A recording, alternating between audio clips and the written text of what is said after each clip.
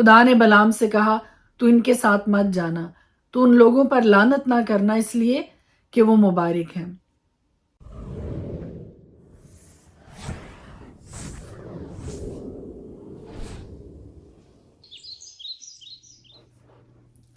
خدائے قدوس کے زندہ جلالی بابرکت نام میں آپ سب کو سلام۔ میرا نام ایسٹر ہارون ہے اور میں ہر روز خدا کا زندہ کلام لے کر آپ کے سامنے آتی ہوں اور ہم مل کر خدا کے پاک کلام کی تلاوت کرتے ہیں اور ہر روز ایک چھوٹا سا خیال، ایک تھاٹ آپ کے سامنے پیش کرتی ہوں تاکہ آپ مزید اس پر سٹڈی کریں، آپ مزید اس پر غور کریں اور سارا دن اس پر غور و خوض کر کے خدا کی برکت کو اپنی زندگی میں حاصل کریں۔ آج خدا کے پاک کلام میں سے ایک خیال جو میں آپ کے ساتھ بانٹنا چاہتی ہوں وہ باور کے بیٹے بلام کے تعلق سے ہے۔ بلق بن صفور جو کہ موابیوں کا بادشاہ تھا، جب بنی اسرائیل قوم اس کے سامنے آ کر ٹک گئی، اس کے سامنے آ کر اس نے قیام کیا، تو وہ ان کے بڑھتی ہوئی آبادی کو دیکھ کر، ان کے بڑھتے ہوئے زور کو دیکھ کر ڈر گیا اور ان کا مقابلہ کرنے کی ہمت اپنے اندر نہیں پا رہا تھا، اور اس نے ایک کوشش کی۔ اس نے باور کے بیٹے بلام کو یہ میسج بھجوایا، اس نے یہ پیغام اس کو بھجوایا کہ تو آ اور آ کر ان پر لعنت کر، کیونکہ میں نے یہ دیکھا ہے کہ جسے تو برکت دیتا ہے اسے برکت ملتی ہے اور جس پر تو لعنت کرتا ہے وہ ملعون ہوتا ہے۔ بلق نے مواب کے معزز لوگوں کو، بزرگوں کو اور مدیان کے بزرگ فال کھولنے کا انعام ساتھ لے کر روانہ کیے اور ان کو بلام کے پاس بھیجا کہ وہ جائیں۔ ان بزرگوں کے ہاتھ اس نے کیا بھیجا؟ پیغام یہ تھا کہ یہ قوم جو مصر سے نکل کر آئی ہے اس سے زمین کی سطح چھپ گئی ہے، سو تو اب آ کر میری خاطر ان پر لعنت کر، پھر ممکن ہے کہ میں ان سے لڑ سکوں اور ان کو نکال دوں۔ خدا نے بلام سے کہا کہ تو ان کے ساتھ مت جانا، تو ان لوگوں پر لعنت نہ کرنا اس لیے کہ وہ مبارک ہیں۔ تو بلام نے صبح اٹھ کر ان بزرگوں کو اور ان عمرہ کو جو کہ بلق نے بھیجے تھے اس کے ہاں، ان کو اٹھ کر یہ کہہ دیا کہ تم اپنے ملک کو واپس لوٹ جاؤ، کیونکہ خدا نے مجھے اس بات کی اجازت نہیں دی ہے کہ میں تمہارے ساتھ جاؤں۔ اور مواب کی عمرہ چلے گئے اور جا کر انہوں نے بلق سے کہا کہ بلام نے ہمارے ساتھ آنے سے انکار کر دیا۔ اب دوسری دفعہ بلق نے پہلے سے بھی زیادہ معزز اور شمار میں زیادہ بزرگوں کو اس کے پاس بھیجا، عمرہ کو اس کے پاس بھیجا، اور انہوں نے جا کر بلام سے بلق بن صفور کا ایک پیغام اس کو دیا، اور پیغام کے پاس آنے میں تیرے لیے کوئی رکاوٹ نہ ہو، کیونکہ میں نہایت عالی منصب پر تجھے ممتاز کروں گا اور جو کچھ تو مجھ سے کہے میں وہی کروں گا، سو تو آ جا اور میری خاطر ان لوگوں پر لعنت کر۔ بلام نے بلق کے خادموں کو جواب دیا، اگر بلق اپنا گھر بھی چاندی اور سونے سے بھر کر مجھے دے تو بھی میں خداوند اپنے خدا کے حکم سے تجاوز نہیں کر سکتا۔ اب تم بھی آج رات یہیں ٹھہرو تاکہ میں دیکھوں کہ خداوند مجھ سے اور کیا کہتا ہے۔ اور خدا نے رات کو بلام کے پاس آ کر اس سے کہا، اگر یہ آدمی تجھے بلانے کو آئے ہوئے ہیں تو تو اٹھ کر ان کے ساتھ جا، مگر جو بات میں تجھ سے کہوں اسی پر عمل کرنا۔ سو بلام صبح کو اٹھا اور اپنی گدی پر زین رکھ کر مواب کے عمرہ کے ساتھ چلا۔ اور پھر 22ویں آیت، گنتی کی کتاب 22 باب اس کی 22ویں آیت یہ کہتی ہے، اس کے جانے کے سبب سے خدا کا غضب بڑھکا اور خداوند کا فرشتہ اس سے مزاحمت کرنے کے لیے راستہ روک کر کھڑا۔ اس سارے پارٹ کو میں یہاں پہ سکپ کر رہی ہوں، اس پہ پھر ہم کسی دن ڈیٹیل میں گفتگو کریں گے اور اس کو دیکھیں گے۔ اگلی بات جو شروع کرتے ہیں وہ یہ ہے، پہلا پیغام، پہلی بات جو خدا نے بلام کے ذریعے بلق سے کی وہ کیا تھی؟ اس نے کہا کہ میں اس پر لعنت کیسے کروں جس پر خدا نے لعنت نہیں۔ پہلی پیشین گوئی جو خدا نے بلام کے ذریعے بلق کے سامنے کی بنی اسرائیل قوم کے لیے، اور پھر دوسری پیشین گوئی جو ہم دیکھتے ہیں وہ ڈیٹیل میں آپ پڑھ سکتے ہیں گنتی کی کتاب 23 باب میں، اور پھر دوبارہ ایک آیت جو اس میں سے میں آپ کے لیے پڑھنے لگی ہوں وہ 20ویں آیت ہے، اور خدا کے پاک کلام میں لکھا ہے، دیکھ مجھے تو برکت دینے کا حکم ملا ہے، اس نے برکت دی ہے اور میں اسے پلٹ نہیں۔ پہلی پیشین گوئی جو بلام نے بلق کے سامنے کی خداوند کی ہدایت و رہنمائی میں وہ کچھ اس طرح سے تھی۔ گنتی کی کتاب 23 باب اس کی 8ویں آیت میں لکھا ہے، میں اس پر لعنت کیسے کروں جس پر خدا نے لعنت نہیں کی، میں اسے کیسے پھٹکاروں جسے خداوند نے نہیں پھٹکارا۔ اور دوسری پیشین گوئی جو بلام نے بلق کے سامنے کی، گنتی کی کتاب 23 باب اور اس کی 21ویں آیت کا ایک حصہ میں آپ کے سامنے پڑھنے لگی ہوں، وہاں لکھا ہے کہ خداوند اس کا خدا اس کے ساتھ ہے اور بادشاہ کی سی للکار ان لوگوں کے بیچ میں ہے۔ خدا ان کو مصر سے نکال کر لیے آ رہا ہے، ان میں جنگلی سانڈ کی سی طاقت ہے، یعقوب پر کوئی افسون نہیں چلتا اور نہ اسرائیل کے خلاف فعال کوئی چیز۔ تب بلق نے بلعام سے کہا کہ نہ تو ان پر لعنت ہی کر اور نہ ان کو برکت ہی دے۔ بلعام نے جواب دیا اور بلق سے کہا، کیا میں نے تجھ سے نہیں کہا کہ جو کچھ خداوند کہے وہی مجھے کرنا پڑے گا؟ اور پھر ہم بلعام کی تیسری پیشین گوئی دیکھتے ہیں۔ بلق نے بلعام سے کہا کہ اچھا آ میں تجھ کو ایک اور جگہ لے جاؤں، شاید خدا کو پسند آئے کہ تو میری خاطر وہاں سے ان پر لعنت کرے۔ تب بلق بلعام کو فغور کی چوٹی پر جہاں سے یشیمون نظر آتا ہے اور تیسری پیشین گوئی بھی گنتی کی کتاب اس کے 24 باب میں آپ پڑھ سکتے ہیں۔ بلعام نے پھر اپنے منہ کو کھولا اور خدا کا کلام جو خدا نے بلعام کے منہ میں ڈالا تھا وہی اس نے بلق کے سامنے بول دیا، اور وہ کیا تھا؟ ایک حصہ میں آپ کے سامنے پڑھنے لگی ہوں کہ جو تجھے برکت دے وہ مبارک اور جو تجھ پر لعنت کرے وہ ملعون ہوگا۔ تب بلق کو بلعام پر بڑا طیش آیا اور وہ اپنے ہاتھ پیٹنے لگا۔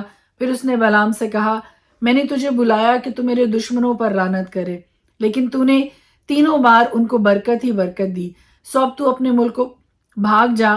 میں نے تو سوچا تھا کہ تجھے عالی منصب پر ممتاز کروں، پر خداوند نے تجھے ایسے اعزاز سے محروم رکھا۔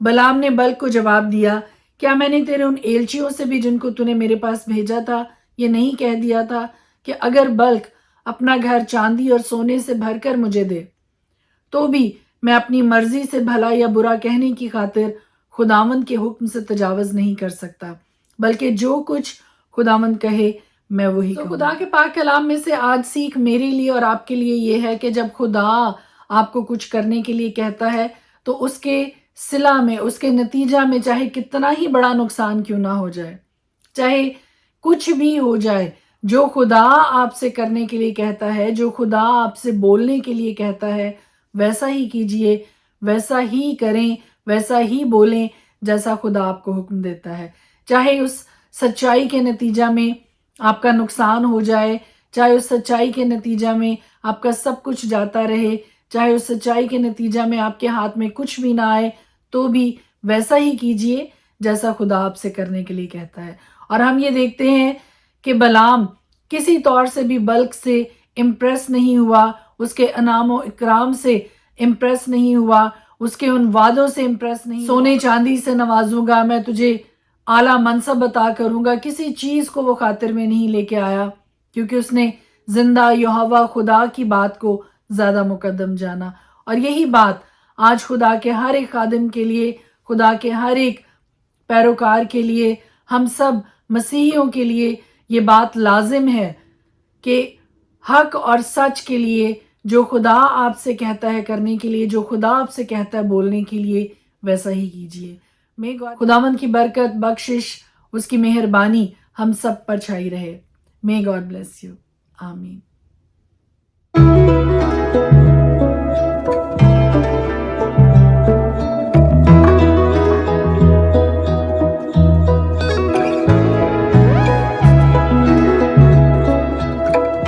خدا کے پاک کلام میں سے آج اپنی ہدایت اور رہنمائی کے لیے ہم دیکھیں گے پہلا کرنتھیوں 3 باب۔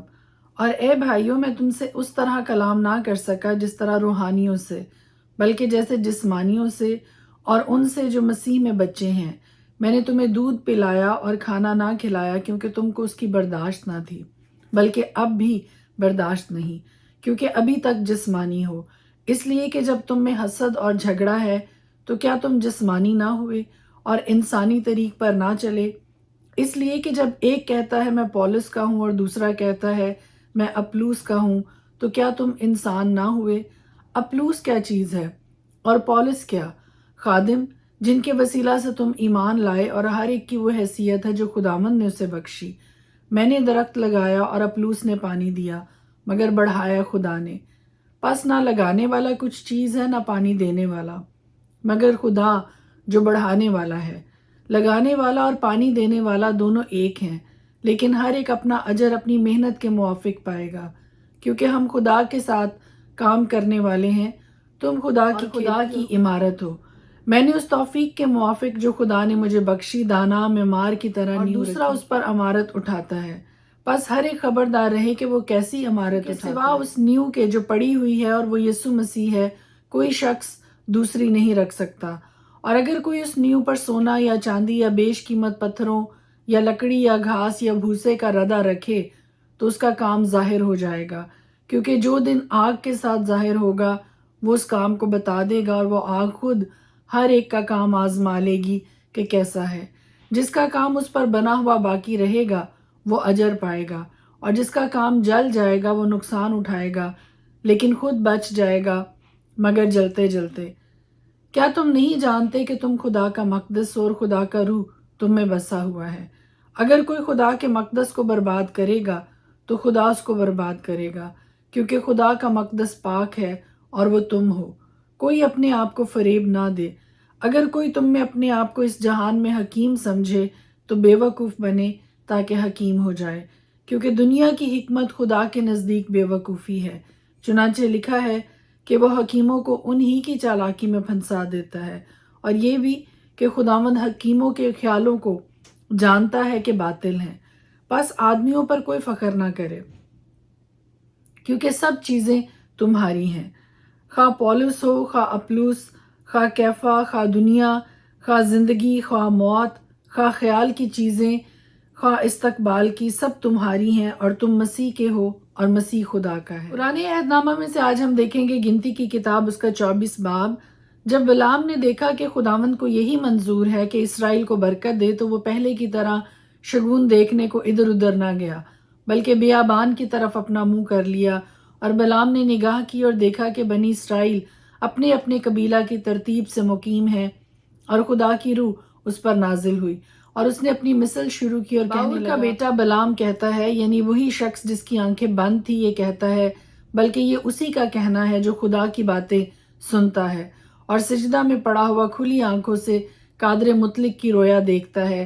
اے یعقوب تیرے ڈیرے، اے اسرائیل تیرے خیمے کیسے خوشنما ہیں، وہ ایسے پھیلے ہوئے ہیں جیسے وادیاں، اور دریا کے کنارے باغ، اور خداوند کے لگائے ہوئے عود کے درخت، اور ندیوں کے کنارے دیودار کے درخت۔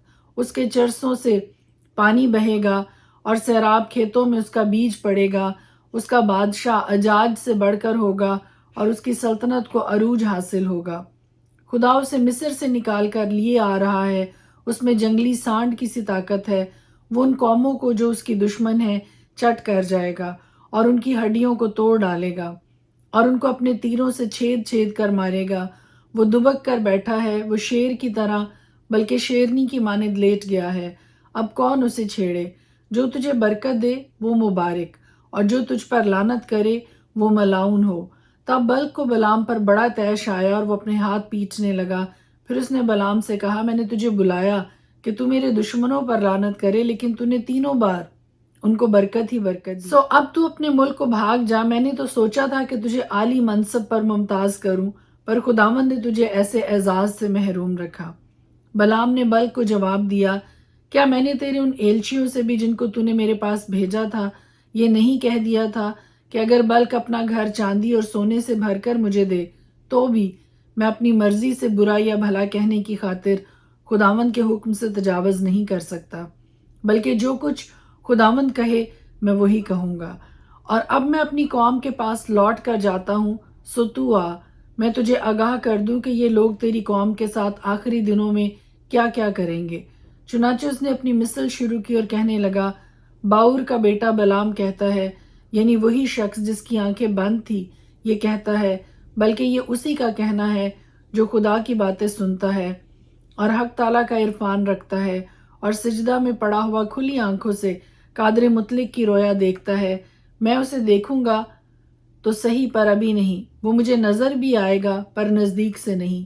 یعقوب میں سے ایک ستارہ نکلے گا اور اسرائیل میں سے ایک عصا اٹھے گا، اور مواب کی نواحی کو مار مار کر صاف کر دے گا، اور سب ہنگامہ کرنے والوں کو ہلاک کر ڈالے گا۔ اور اس کے دشمن ادوم اور شعیر دونوں اس کے قبضہ میں ہوں گے، اور اسرائیل دلاوری کرے گا، اور یعقوب ہی کی نسل سے وہ فرمانروا اٹھے گا جو شہر کے باقی ماندہ لوگوں کو نابود کر ڈالے گا۔ پھر اس نے امالیک پر نظر کر کے اپنی یہ مثل شروع کی اور کہنے لگا، قوموں میں پہلی قوم امالیک کی تھی، پر اس کا انجام ہلاکت ہے۔ اور کینیوں کی طرف نگاہ کر کے یہ مثل شروع کی اور کہنے لگا، تیرا مسکن مضبوط ہے اور تیرا آشیانہ بھی چٹان پر بنا ہوا ہے۔ खाना खराब होगा, यहाँ तक कि असूर तुझे असीर करके ले जाएगा। और उसने ये मिसल भी शुरू की और कहने लगा, हाय अफसोस, जब खुदा ये करेगा तो कौन जीता बचेगा। पर कतीम के साहिल से जहाज आएंगे और वो असूर और इबर दोनों को दुख देंगे, फिर वो भी हलाक हो जाएगा। इसके बाद बलाम उठकर रवाना हुआ और अपने मुल्क को लौटा, और बल्क ने भी अपनी राह ली। गिनती की किताब उसका 25 बाब। और इसराइली शतीम में रहते थे, और लोगों ने मोआबी औरतों के साथ हरामकारी शुरू कर दी, क्योंकि वो औरतें इन लोगों को अपने देवताओं की कुर्बानियों में आने की दावत देती थी, और ये लोग जाकर खाते और उनके देवताओं को सिजदा करते थे। यूं इसराइली बाल फगूर को पूजने लगे। तब खुदावंद का कहर बनी इसराइल पर भड़का, और खुदावंद ने मूसा से कहा, कौम के सब सरदारों को पकड़कर खुदावंद के हजूर धूप में टांग दे, ताकि खुदावंद का शदीद कहर इसराइल पर से टल जाए। सो मूसा ने बनी इसराइल के हाकिमों से कहा कि तुम्हारे जो जो आदमी बाल फगूर की पूजा करने लगे हैं, उनको कत्ल कर डालो। और जब बनी इसराइल की जुमात खैमा इज्तमा के दरवाज़ा पर रो रही थी, तो एक इसराइली मूसा और तमाम लोगों की आंखों के सामने एक मदियानी औरत को अपने साथ अपने भाइयों के पास ले आया। जब फिनेहास बिन अलीजर बिन हारून काहिन ने यह देखा, तो उसने जुमात में से उठ हाथ में एक बर्छी ली और उस मर्द के पीछे जाकर खैमा के अंदर घुसा और उस इसराइली मर्द और औरत दोनों का पेट छेद दिया। तब बनी इसराइल में से वबा जाती रही, और जितने इस वबा से मरे उनका शुमार 24,000 था। और खुदावंद ने मूसा से कहा कि फिनेहास बिन अलीजर बिन हारून काहिन ने मेरे कहर को बनी इसराइल पर से हटाया, क्योंकि उनके बीच उसे मेरे लिए गैरत आई। इसीलिए मैंने बनी इसराइल को अपनी गैरत के जोश में नाबूद नहीं किया। सो तू कह दे कि मैंने उससे अपना सुलह का अहद बांधा, और वो उसके लिए और उसके बाद उसकी नस्ल के लिए कहानत का दायमी अहद होगा, क्योंकि वो अपने खुदा के लिए गैरतमंद हुआ और उसने बनी इसराइल के लिए कफारा दिया। उस इसराइली मर्द का नाम जो उस मदियानी औरत के साथ मारा गया जिमरी था, जो सुलू का बेटा और शमाउन के कबीला के एक आबाई खानदान का सरदार था। और जो मदियानी औरत मारी गई उसका नाम कस्बी था, वो सऊर की बेटी थी, जो मदियान में एक आबाई खानदान के लोगों का सरदार था।